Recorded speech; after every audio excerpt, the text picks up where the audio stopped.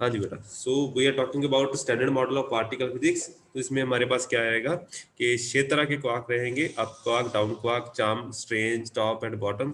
इनके 6 anti particle हो गए और हर एक क्वार्क के कॉरेस्पॉन्डिंग 3 कलर हो गए। सो उसके कॉरेस्पॉन्डिंग आपको उसको कैलकुलेट कर लीजिए। 8 ग्लूऑन्स हो गए, एक फोटोन हो गया, एक जेड बोसोन हो गया, 2 डब्ल्यू बोसोन हो गए। इसमें आपके पास आएगा 6 तरह के लेप्टॉन हो गए और 6 ही उनके एंटी पार्टिकल्स आ जाएंगे। ठीक है, एक पॉजिट्रॉन, एक इलेक्ट्रॉन, ठीक है, एक म्यून है, एक म्यून का ऊपर बार होगी, एंटी पार्टिकल होगा उसका। ठीक है, उसके बाद क्या आएगा हमारे पास, हिग्स बोसोन है, वो स्केलर रहता है, इसका एंटी पार्टिकल नहीं है सच, ये स्केलर है। तो इसकी तरह के आप देख सकते हैं बेटा। तो लेटर ऑन स्टेजेस में भी हम बात करेंगे हमारे पास कैसे कैसे पार्टिकल इवॉल्व हो रहे हैं। सो आज जो मेरा मेन टॉपिक है दैट इज सिमेट्रीज। सिमेट्रीज कौन कौन सी होती हैं? तो आपने group theory already mathematical physics में पढ़ी हुई है बेटा। तो उसमें हमने ऑलरेडी स्टडी किया है फाइनाइट ग्रुप्स वगैरह या ली ग्रुप्स वगैरह, हमने ऑलरेडी स्टडी की हुए हैं। ली ग्रुप्स जो है यानी फाइनाइट ग्रुप्स की जो थ्योरी है थोड़ी थोड़ी आपको ऑलरेडी पता है, तो उसके बारे में आज हम बात करेंगे। तो सिमेट्री जो होती है, symmetry of a physical system is a physical और mathematical feature that is preserved और remains unchanged under some transformation. मतलब अगर किसी तरह की कोई ट्रांसफॉर्मेशन करते हैं, सपोज करिए आपने क्या किया, ब्लॉच वे फंक्शन ले लिया, it will repeat over A distance. मतलब आपने एक लैटिस लैटिस ले लिया, अगर आप ब्लॉच वेव को उसमें ट्रेवल करवाएंगे तो after each and every lattice point जो आपका वेव फंक्शन है वो रिपीट करना स्टार्ट हो जाता है। सो उसको हम पीरियोडिसिटी बोलते हैं। तो that is your symmetry of the lattice. तो लैटिस की जो सिमेट्री है वो ब्लॉच वेव में आपको दिखती है। तो सिमिलरली जो आपके पास सिमेट्रीज अवेलेबल होंगी वो सारे किसी ना किसी फॉर्म में आपको देखने के लिए मिलेंगी जरूर। तो सिमेट्री जो होती है वो 2 तरह की होती है। मैं पहले ही बता दूं बेटा, ये एग्जाम पॉइंट ऑफ व्यू से इंपॉर्टेंट क्वेश्चन है, ये हर बार पेपर में आता ही आता है। तो सिमेट्री जो है उसकी स्टैंडर्ड डेफिनेशन मैंने ऑलरेडी बता दी आपको। तो सिमेट्रीज आर ऑफ 2 टाइप्स। एक होती है कॉन्टिन्यूस सिमेट्रीज, जैसे कोई सर्कल है, हमने उसको रोटेशन बाय स्मॉल एंगल दे दिया, तो रोटेशन ऑफ ए सर्कल जो कॉन्टिन्यूस सिमेट्री का पार्ट आ जाता है। दूसरी होती है बेटा डिस्क्रीट सिमेट्रीज, जैसे हम रिफ्लेक्शन सिमेट्री की बात करते हैं, रोटेशन ऑफ ए रेगुलर जो पॉलीगॉन है, तो उसमें हमारे पास डिस्क्रीट सिमेट्रीज आ जाती है। तो 2 तरह की सिमेट्रीज है हमारे पास, एक हो गया बेटा continuous, second one is discrete. So continuous symmetries can be described by Lie groups. जो continuous symmetries है उनको हम Lie groups के साथ डिनोट करते हैं, जैसे एंगुलर मोमेंटम ऑपरेटर वगैरह आ जाते हैं, सारा इसी का पार्ट आ जाता है। while discrete symmetries are characters described by finite groups. तो discrete symmetries को हम finite groups के साथ डिनोट करते हैं। तो थोड़ा थोड़ा आप लिटरेचर को रिवाइंड कर सकते हैं, रिमाइंड कर सकते हैं। जो अपने एमएससी फर्स्ट ईयर में मैथमेटिकल फिजिक्स में ग्रुप थ्योरी वगैरह पढ़ी हुई है, एडब्ल्यू जोशी की बुक उठा के देख लीजिए, आपको सारे का सारा लिटरेचर वहां पे मिल जाना चाहिए। ठीक है, एडब्ल्यू जोशी की बुक अच्छी है। So these two concepts, Lie group and finite groups, are the foundation for the mathematical और fundamental theories of modern physics. तो जो मॉडर्न फिजिक्स है, जो पार्टिकल फिजिक्स की हम बात करते हैं, उसका काफी सारा जो रेलिवेंट पोर्शन है वो पार्टिकल फिजिक्स में उसका जो ग्रुप थ्योरी है वो कवर करती है। तो ग्रुप थ्योरी को हम साइड बाय साइड लेके चलेंगे। जो हमारे पास पार्टिकल फिजिक्स की डिस्कवरीज हो चुकी है, तो काफी जगह आपको देखने के लिए मिलेगा कि जो हमारी ग्रुप थ्योरी में से डिस्कवरीज हुई हैं, जो हमारी ग्रुप थ्योरी की प्रेडिक्शंस हैं, उसको हमने लेटर ऑन स्टेजेस में पार्टिकल फिजिक्स में थ्रू द एक्सपेरिमेंट्स डिस्कवर किया है कि ये पार्टिकल एग्जिस्ट करना चाहिए। पहले ग्रुप थ्योरी ने उसको बताया कि ये पार्टिकल एग्जिस्ट करना चाहिए, उसके बाद हमने एक्सपेरिमेंट वगैरह परफॉर्म किए तो हमें पता चला ये एक्चुअल में पार्टिकल एग्जिस्ट करता है। तो आपके जो बेरियम डिकुप्लेट हो गया, ऑक्टेट हो गया, जो ग्रुप ऑफ पार्टिकल्स हैं वो आपके ग्रुप थ्योरी से इवॉल्व होते हैं एंड उनको लेटर ऑन स्टेजेस में सिमेट्रीज के अकॉर्डिंग अरेंज किया जाता है। तो इस सारे का सारा पार्ट आप उसमें देख सकते हैं। तो लेटर ऑन स्टेजेस में हम बात करेंगे SU2 सिमेट्री क्या होती है, O3 क्या होता है, SU3 क्या होता है, वो सारे का सारा पार्ट हम इसमें कवर करने की कोशिश करेंगे। ठीक है जी, तो स्टार्टिंग करते हैं डिस्क्रीट सिमेट्रीज के साथ। तो पेपर में आपको सीधा सीधा आएगा, डिस्क्रीट सिमेट्रीज को एक्सप्लेन कीजिए। तो डिस्क्रीट सिमेट्रीज का जो क्वेश्चन रहेगा that will B of 6 marks. तो डिस्क्रीट सिमेट्रीज में क्या क्या रहेगा, इसमें 3 पार्ट आ जाते हैं डिस्क्रीट सिमेट्रीज के। Discrete space time symmetries can be expanded to include 3 discrete symmetries. तो इसमें 3 तरह की सिमेट्रीज इन्वॉल्व हो जाती हैं। First is called parity, second one is your charge conjugation and third one is your time reversal. ठीक है। सो जो पैरिटी है, पैरिटी आपको पता है, अगर आप कोऑर्डिनेट स्पेस को इन्वर्ट कर दे, मतलब आर को अगर माइनस आर में चेंज कर दे, तो आपके पास जो अगर आपका जो वेव फंक्शन है, अगर यहाँ पे लिखा हो अगर वेव फंक्शन चेंज नहीं होता है that is called even parity. अगर वेव फंक्शन चेंज हो जाता है तो आपका that will be called odd parity state. तो सबसे पहले पैरिटी की बात करते हैं। तो parity is symmetry where we reverse all our space direction. तो आप स्पेस डायरेक्शंस को इन्वर्ट कर देते हैं, और एनालॉजी भी दे रखी है। एक्स अगर पॉजिटिव एक्स एक्सिस है तो अगर आप दूसरे सिस्टम में क्या रहेगा, नेगेटिव एक्स एक्सिस आ जाएगी। वाई एक्सिस पॉजिटिव है तो उसको उल्टा करेंगे तो वाई प्राइम आ जाएगा, नेगेटिव वाई एक्सिस, एंड उसके कॉरस्पॉन्डिंग जेड के कॉरस्पॉन्डिंग भी उसकी रिवर्स डायरेक्शन यहाँ पे फॉलो अप की जाएगी। तो अल्टीमेटली आप यहाँ पे क्या कर रहे हैं, आर को आप यहाँ पे माइनस आर के साथ रिप्लेस कर रहे हैं। तो आप यहाँ पे पैरिटी ऑपरेटर आप चेक कर सकते हैं। तो पैरिटी ऑपरेशन के साथ आपकी जो कोऑर्डिनेट स्पेस है वो रिवर्ट हो जाएगी। तो बेसिक डेफिनेशन इसकी ऐसी आ जाती है। सो बेसिक जो पैरिटी है काफी सारी यूजफुल प्रॉपर्टीज हमें देती है, काफी सारा इसका सिग्निफिकेंस रहता है। जैसे आपके पास स्ट्रॉन्ग इंटरेक्शन है वो पैरिटी कंजर्विंग होती है। जितने भी क्वार्क्स के लेवल पे ऊपर आपके पास स्ट्रॉन्ग इंटरेक्शन प्रिवेल करती है वो भी पैरिटी कंजर्विंग है। इलेक्ट्रोमैग्नेटिक इंटरेक्शन वो भी पैरिटी को कंजर्व करेगी। लेकिन जो आपकी वीक इंटरेक्शन है, वीक इंटरेक्शन कभी भी पैरिटी को कंजर्व कर नहीं करती है, उसमें पैरिटी वायलेट हो जाती है। तो कुछ इंटरेक्शंस जो है, कुछ आपकी फोर्सेज हैं, जो नेचर की 4 फोर्सेज उसमें से जो 2 फोर्सेज हैं वो पैरिटी को कंजर्व करती हैं। जो हमारे पास जो वीक इंटरेक्शन है वो आपके पैरिटी को वायलेट करती है। तो पहले बोला जाता था कि पैरिटी हर जगह कंजर्व होनी चाहिए, लेकिन जरूरी नहीं है। पैरिटी कुछ जगह कंजर्व होगी, कुछ जगह कंजर्व नहीं होगी। So parity is a very useful quality when describing spinning particles. The parity transform of a particle spinning in one direction is the parity particle spinning in the opposite direction. तो left handed system, right handed system, ये सारा parity का part है। ये आपने already पढ़ा हुआ, मैं ज़्यादा स्ट्रेस नहीं करूँगा। तो लेफ्ट हैंडेड सिस्टम में आपका जो पार्टिकल है वो आपका क्लॉकवाइज रिवॉल्व कर रहा है। अगर राइट हैंडेड पार्टिकल की बात करें तो उसमें आपका पार्टिकल एंटी क्लॉकवाइज आपका मूव करना स्टार्ट कर देगा। So it can also be thought of as the test for a chirality of the physical phenomena. तो chirality का टेस्ट भी यहीं पे आ जाता है। Is that the parity inversion transform a phenomena into its mirror image. तो mirror image का concept यहाँ पे आपके पास आ जाना चाहिए। All the fundamental interactions of elementary particles with the exception of weak interaction are symmetric under parity. तो जितनी भी fundamental interactions हैं, just like strong interaction हो गया, strong forces हो गई, या फिर आपके पास electromagnetic interaction है, वो दोनों ही parity को conserve करेंगे। बट जो आपकी weak interaction है, जैसे बीटा डिके है, बीटा डिके में पैरिटी, बीटा डिके को जो गवर्न करती है दैट इज वीक इंटरेक्शन। उसको हम थर्ड चैप्टर में भी पढ़ेंगे, थर्ड यूनिट में आएगा। That is not parity conserving, वो पैरिटी को वायलेट करेगा। ठीक है, आप उसको चेक भी कर सकते हैं। तो यहाँ पे लिखा हुआ बेटा, जो आपके पास फोटोन है, इसको थंब रूल लेके चलिएगा। जो आपके पास फोटोन है उसकी पैरिटी हमेशा नेगेटिव होती है, फर्मियंस की पैरिटी पॉजिटिव होती है, और एंटी फर्मियंस की पैरिटी जो होगी नेगेटिव होगी। मतलब इवन फर्मियंस इवन पैरिटी है, एंटी फर्मियंस ऑड पैरिटी के रहेंगे, फोटोन की पैरिटी भी ऑड रहेगी। प्लस चाहे +1 लिख लीजिए तो इवन हो जाएगा, -1 लिखेंगे तो ऑड रहेगा। तो इसको आप थोड़ा सा लेके चल सकते हैं। फोटोन का याद रखना, फोटोन की पैरिटी नेगेटिव होती है, मतलब ऑड पैरिटी का ये फोटोन रहता है। सो उसके बाद आ जाता है बेटा चार्ज कंजुगेशन।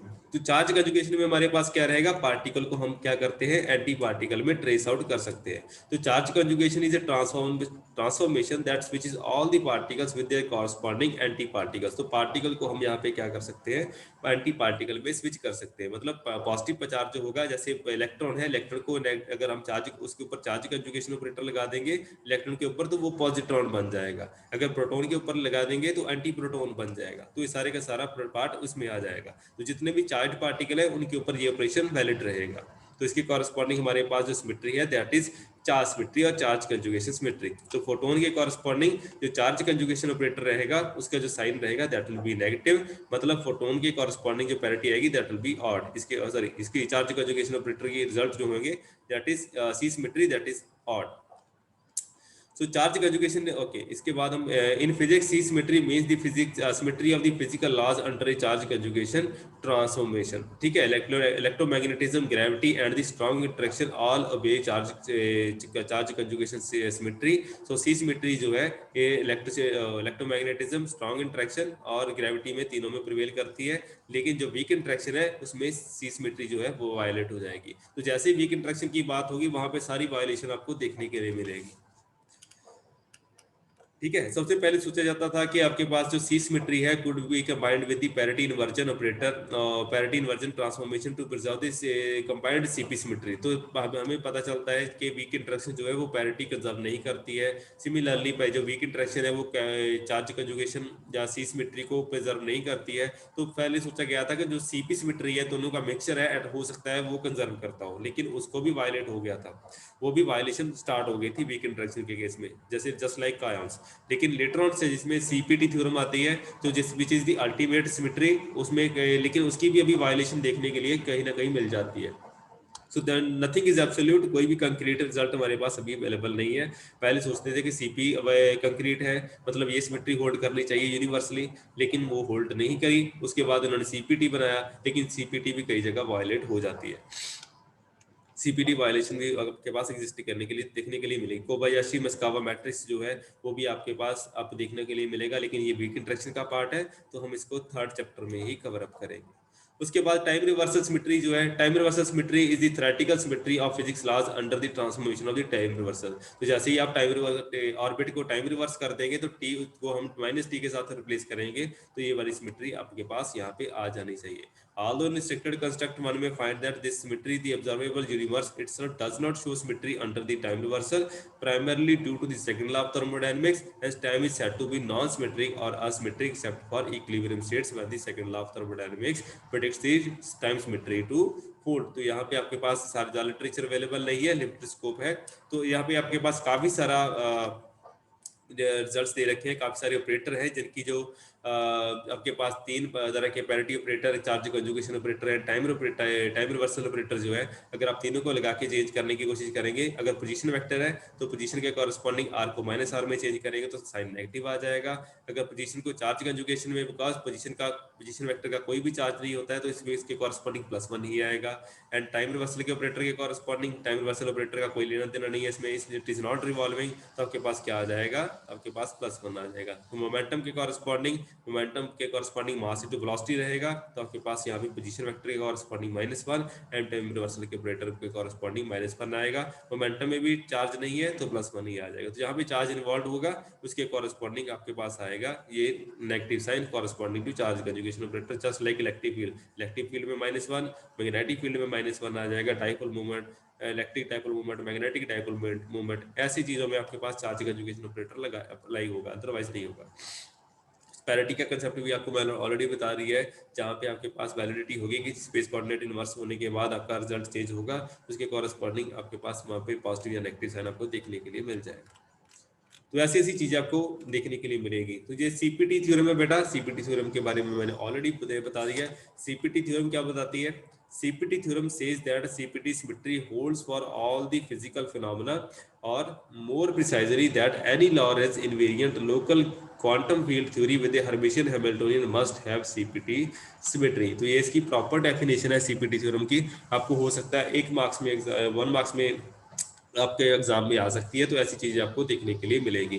तो जो भी हमने अभी डिस्कस की है, जस्ट लाइक डिस्क्रीट सिमेट्रीज कौन कौन सी होती है। डिस्क्रीट सिमेट्रीज में आपके पास क्या रहेगा? डिस्क्रीट सिमेट्रीज में पैरिटी ऑपरेटर रहेगा, चार्ज कंजुगेशन ऑपरेटर रहेगा, या फिर इसके बाद टाइम रिवर्सल ऑपरेटर रहेगा। तो इन तीनों ऑपरेटर के कॉरस्पॉन्डिंग आपके पास डिस्क्रीट सिमेट्रीज एग्जिस्ट करेंगी। आपके पास डायग्रामेटिकली भी दे रखा है, आप पार्किस में जाके भी पढ़ सकते हैं, लेकिन लिटरेचर आपको वहां पे ज्यादा नहीं मिलेगा, आपको ऑनलाइन ही मटेरियल वगैरह ढूंढना पड़ेगा। ठीक है, तो मैंने भी इंटरनेट से ज्यादा मटेरियल लिया है, आपको ऐसे लिटरेचर मिलेगा नहीं अगर आप बुक से ढूंढने जाएंगे। ठीक है बेटा। उसके बाद कौन कौन सी सिमेट्रीज है जो कॉन्टिन्यूस होती हैं? तो पहले मैंने डिस्क्रीट की बात करी है, अभी कॉन्टिन्यूस सिमेट्रीज कौन कौन सी होती है? कॉन्टिन्यूस स्पेस टाइम सिमेट्रीज कौन सी रहेगी? So there are 3 types of continuous space time symmetries. पहली होती है स्पेस इज होमोजीनियस, मतलब स्पेस होमोजीनियस है। ऐसा नहीं है कि एक एक्सपेरिमेंट में आज जलंधर में कर रहा हूँ तो उसका रिजल्ट डिफरेंट आ रहा है, और लुधियाना में कर रहा हूँ वो रिजल्ट डिफरेंट है, और चंडीगढ़ में कर रहा हूँ उसका रिजल्ट कुछ और ही आ रहा है। ऐसा रिजल्ट कभी नहीं आना चाहिए। मतलब अगर आप सेम एक्सपेरिमेंट डिफरेंट प्लेसेस पे कंडक्ट कर रहे हैं तो उनका रिजल्ट सेम होना चाहिए under the same physical conditions. मतलब अगर आपने कंडीशन सेम रखी है तो आपके पास रिजल्ट भी सेम ही आना चाहिए।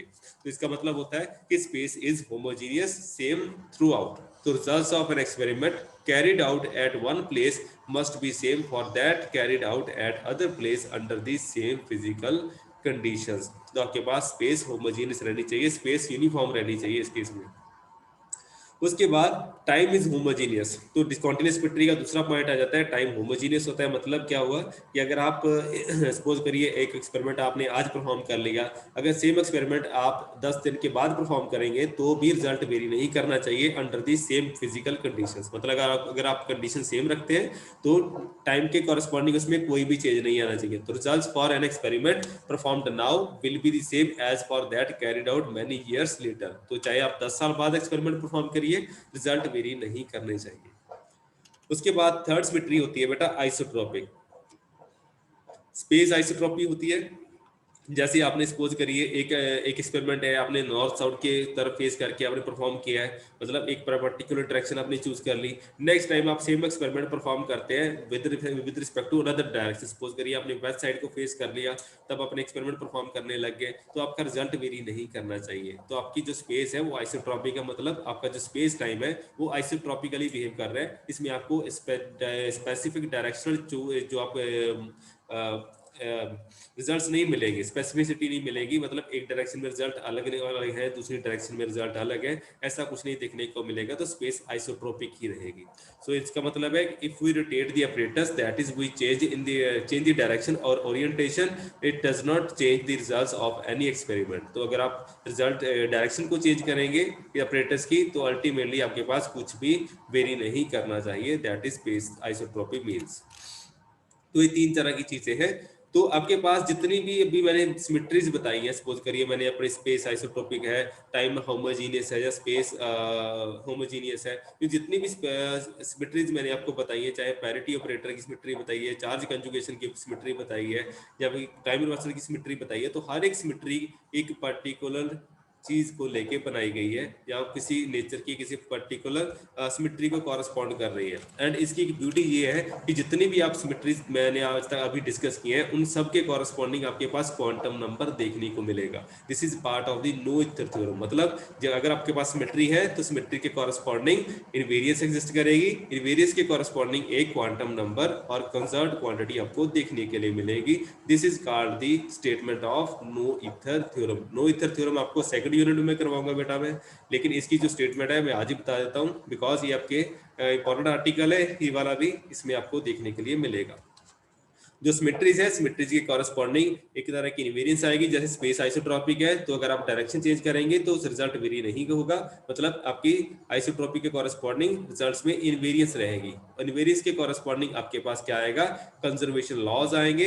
एंड कंजर्वेशन लॉ आएगा तो आपके पास कंजर्व्ड क्वांटिटी आएगी, मतलब क्वांटम नंबर एग्जिस्ट करेंगे। तो जितने भी आपके पास क्वांटम नंबर का एग्जिस्ट कर रहे हैं, चाहे orbital angular momentum quantum number है, चाहे principal angular momentum quantum number है, चाहे किसी भी तरह का कोई भी क्वांटम नंबर है, वो सारे के सारे जितने भी क्वांटम नंबर आपके पास आ रहे हैं वो those are the part of a given symmetry. तो जहां पे भी आपके पास सिमेट्री होगी, आपके पास क्वांटम नंबर आएंगे, वो कंजर्व होंगे या नहीं होंगे, डिपेंड्स ऑन दी सिमेट्री। अगर आपके पास सिमेट्री कंजर्व है, इनवेरिएंट है, तो आपके जो क्वांटम नंबर होंगे वो कंजर्व्ड आएंगे, अदरवाइज नहीं आएंगे। तो ये जितने भी आपके पास क्वांटम नंबर आपने क्वांटम मैकेनिक्स में अभी तक पढ़े हैं, वो सारे के सारे क्वांटम नंबर किसी ना किसी सिमेट्री को कॉरस्पॉन्ड कर रहे हैं। Just like space is homogeneous, अगर आपकी स्पेस होमोजीनियस है तो physics is invariant under space transformation, और मतलब स्पेस ट्रांसलेशन। अगर आप डायरेक्ट अगर आप एक जैसे लैटिस है, लैटिस में आप स्टेप बाय स्टेप मूव कर रहे हो, मतलब पीरियोडिसिटी को फॉलो अप कर रहे हो, उस केस में आपका क्या रहेगा, तो physics is invariant under space translation. अगर आप स्पेस में मूव कर रहे हो तो फिजिक्स चेंज नहीं होगी, तो आपका क्या रहेगा, यहाँ पे मोमेंटम कंजर्व हो जाएगा। जैसे बोलते हैं ना कि हमारे पास दो फंडामेंटल इक्वेशंस होती है, एक एनर्जी कंजर्वेशन की, एक मोमेंटम कंजर्वेशन की। तो स्पेस होमोजीनियस जो होता है तो आपके पास क्या रिजल्ट देगा, मोमेंटम कंजर्वेशन आएगा। तो ये मैं लेटर ऑन स्टेजेस में आपको बात भी करूंगा कि मोमेंटम कंजर्वेशन स्पेस होमोजीनियस से कैसे आ जाएगा। दूसरी सिमेट्री जो हमने बात की है बेटा, that is time is homogeneous. तो टाइम के कॉरस्पॉन्डिंग अगर जो सिमेट्री बन रही है उसके कॉरस्पॉन्डिंग क्या आएगा, आपके पास एनर्जी कंजर्व कर जाएगी, because delta E into delta T का जो रिलेशन है, हाइजेनबर्ग रिलेशन जो है एच क्रॉस के कॉरस्पॉन्डिंग, उसको आप इसके साथ रिलेट करके चल सकते हो। तो थोड़ी सी नॉलेज में साथ साथ में दे रहा हूँ। तो एनर्जी का टाइम के साथ रिलेशन ऑलरेडी पता है, तो अगर टाइम होमोजीनियस हो गया तो एनर्जी ऑटोमेटिकली कंजर्व हो गई। अगर स्पेस होमोजीनियस हो गया तो मोमेंटम यहाँ पे कंजर्व हो जाएगा। जैसे delta X into delta B H cross आ जाता है, तो ये वाला दोनों का आपस में रिलेशन रहेगा ही रहेगा। उसके बाद आ जाता है बेटा स्पेस आइसोट्रॉपिक हो गया। तो अगर स्पेस आइसोट्रॉपिक है तो क्या कौन सा क्वांटम नंबर आएगा? आपके पास एंगुलर मोमेंटम क्वांटम नंबर आ जाएगा, मतलब आपके पास एंगुलर मोमेंटम कंजर्व एग्जिस्ट करेगा यहाँ पे। तो ये तीन तरह के मैंने क्वांटम नंबर, तीन तरह के कंजर्वेशन लॉज मैंने आपको ऑलरेडी बता दिए। तो most situations the conservation laws are valid except for the cases like black hole where space time is not homogeneous। तो जहाँ पे ब्लैक होल का कंसेप्ट आ जाता है, जहाँ पे आपका स्पेस टाइम फैब्रिक जो है वो रप्चर कर जाता है, वहाँ पे ये लॉज वैलिड नहीं होंगे। अदरवाइज आपका ये वाली लॉज जो है, जो सिमेट्रीज है, वो हर जगह होल्ड करेंगे। So whenever there is underlying symmetry in a physical system, then we can define a conserved quantity or conserved charge associated with that symmetry, and the converse is also true. This is called the statement of no-ether theorem। मतलब अगर आपके पास कहीं पे भी एक symmetry exist करेगी, उसके corresponding conserved charge और कंजर्व्ड क्वांटम नंबर एग्जिस्ट करेगा, चाहे वो कलर क्वांटम नंबर है, चाहे चार्ज है, या कोई और तरह की सिमेट्री आ जाती है, सी सिमेट्री, पी सिमेट्री और एनी टी सिमेट्री और any other type of symmetry, जैसे भी आपके पास कहीं भी सिमेट्री एग्जिस्ट करेगी, उसके कॉरस्पॉन्डिंग क्वांटम नंबर एग्जिस्ट करेगा ही करेगा। This is statement of Noether theorem. तो इस सेकंड चैप्टर में हम इसको प्रॉपर्ली डिराइव भी करेंगे, आपके पास रिजल्ट कैसे बनते हैं। तो ये वाली एक चीज मैं आपको आज करवा देता हूँ, बाकी हम नेक्स्ट टाइम कंटिन्यू करेंगे। सपोज करिए क्लासिकल मैकेनिक्स का सिस्टम है, क्लासिकल सिस्टम है using the equation of motion of Hamiltonian. Hamilton को इक्वेशन ऑफ मोशन में यहाँ पे लेके चल रहा हूँ बेटा। यहाँ पे क्या है, क्यू डॉट जो होता है that is curl H by curl P, H आपका हैमिल्टोनियन है। उसके बाद पी डॉट जो होता है that is given by minus curl H by curl Q, ये आपके पास स्टैंडर्ड इक्वेशन है, हैमिल्टन इक्वेशन ऑफ मोशन है बेटा। तो अगर मेरे पास क्या आता है बेटा, that is H is not a function of Q. अगर मेरे पास जैसे स्पेस होमोजेनियस हो जाती है तो मेरे पास क्या बनता है, एक मिनट।